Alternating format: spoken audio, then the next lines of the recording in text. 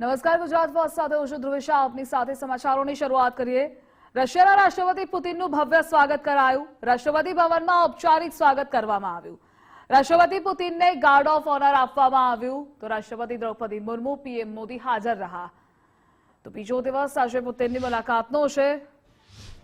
સૌથી પહેલા રાષ્ટ્રપતિ ભવનમાં ઔપચારિક સ્વાગત કરવામાં આવ્યું. અલગ અલગ 3 દ્રશ્યો ટીવી સ્ક્રીન પર આપ જોઈ રહ્યા છો. રાષ્ટ્રપતિ પુતિનને ગાર્ડ ઓફ ઓનર પણ આપવામાં આવ્યું. રાષ્ટ્રપતિ દ્રૌપદી મુર્મુ, પીએમ મોદી હાજર રહ્યા.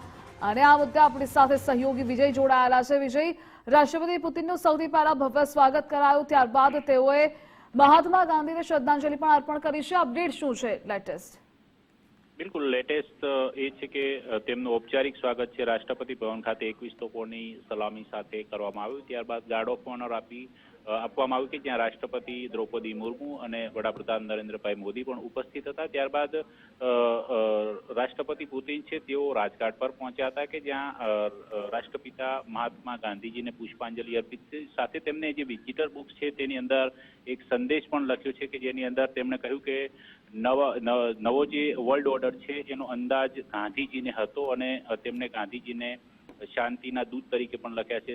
સમાનતા, સન્માન, અહિંસાવાળી દુનિયા ગાંધીજી ઈચ્છતા હતા. ગાંધીજીએ દુનિયાને એક મહાન નેતૃત્વ આપ્યું છે તેવું પણ તેમને વિઝિટર બુક્સમાં લખ્યું છે. સાથે આઝાદી અને સારાપણું જે છે તે ગાંધીજીની એક ઈચ્છા હતી અને તેમણે આપેલું છે. મહાત્મા ગાંધી સમગ્ર દુનિયા માટે આદર્શ આ પ્રકારની જે વિઝિટર નોટ છે તે રાષ્ટ્રપતિ પુતિને રાજઘાટ પર પહોંચ્યા, જ્યાં શ્રદ્ધાંજલિ આપ્યા બાદ તેમણે લખી છે ને એ નોટ્સ છે એ પણ સામે આવી છે કે જેની અંદર રાષ્ટ્રપતિ પુતિને મહાત્મા ગાંધી માટે લખેલા જે શબ્દો છે તેને ટાંકવામાં આવેલા છે.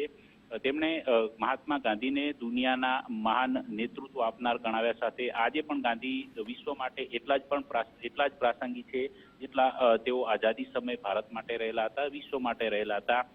હવે થોડી વાર પછી તેઓ હૈદરાબાદ હાઉસની અંદર પહોંચશે કે જ્યાં ભારત રશિયા વચ્ચેનું જે 23મું શિખર સંમેલન છે તે શરૂ થશે, જેના પર સૌ કોઈની નજર છે.